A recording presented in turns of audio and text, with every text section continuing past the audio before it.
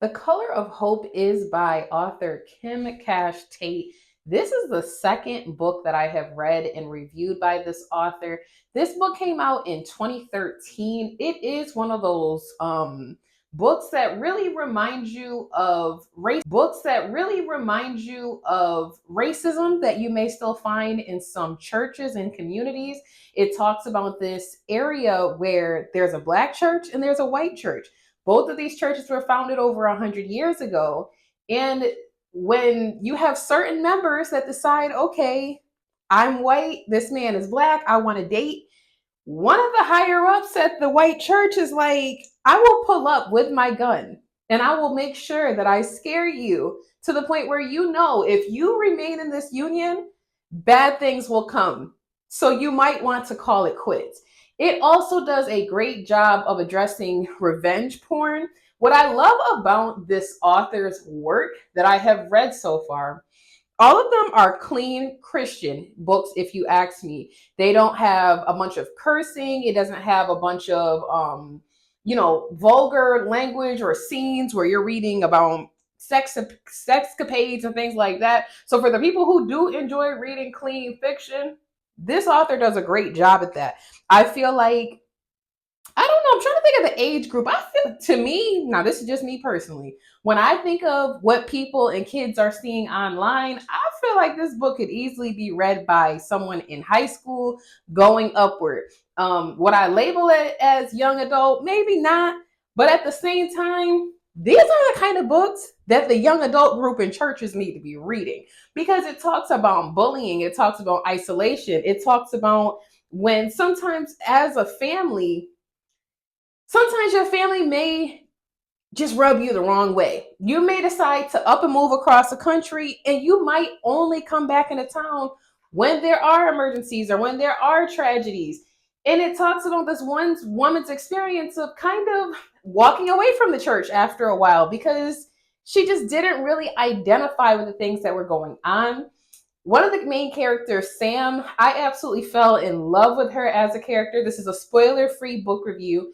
Sam is a young woman that is in high school. She's kind of alone. Her mother is really involved with focusing on keeping her boyfriend happy. The boyfriend just asks her for hot dogs every 30 seconds and sits at the couch and just yells at Sam's mother, where are my hot dogs? Where's my cigarettes? This and that. And what's sad is she's so at this man's beck and call.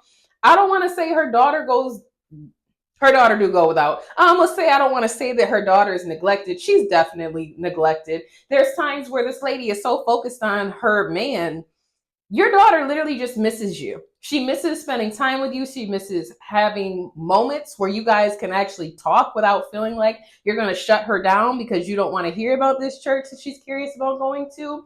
I think that Sam's experience in this book, now Sam is not the necessarily main character, but I will say Sam's experience is a very good it's a very good story of how sometimes when a child does not feel enough love at home, how they'll go and try to find acceptance in other places. They may start to hang out with people that they didn't hang out with before.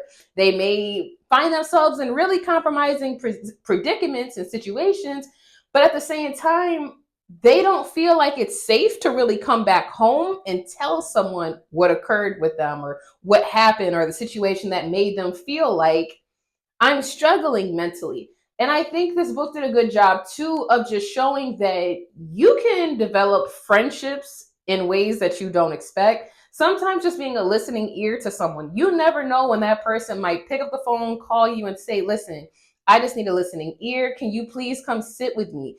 After people experience loss, whether it's someone that dies or maybe it's they lose their job or something like that, sometimes people just need someone to hold space and to just be next to them. You never know how much that can change really the trajectory of someone's life. They might not tell you for 10, 15 years. Like that one day when you pulled up and you sat with me at the duck pond, I was thinking about just ending it all. I was thinking about moving back to California and just starting my life all over again there. But the way that you spoke to me and the way you kept me and the way you fellowshipped in a Christian manner or even as a non-believer, the way that you just held space for me, it gave me the motivation to want to continue and to keep going on. I absolutely love this book. This author can't write a bad book to me. I listened to the book with Libby. I listened to the audio book version, but it is available with Kindle. I know it's available with Audible. There's paperbacks available. You can find it on Amazon. What other books should I be checking out by this author? Is there another author that writes similar titles as well? Because I am getting more into intentionally reading Christian fiction. That is what I really want my majority of my reads to be for 2026. At the time that I am recording this, it is April 15th of 2020. What year are we in? 2025?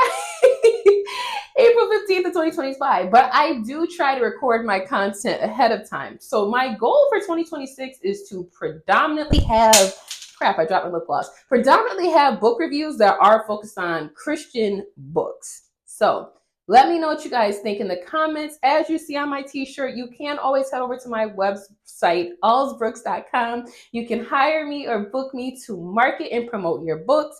I can get your books on a t-shirt so that I can wear it in videos like this. I can also help you to get your books on a digital billboard in a city near you. If you're someone where you're like, writing is my thing, but marketing and talking about my books and uploading videos and stuff, that's not my strong suit, head on over to your girl. My pricing is actually pretty affordable.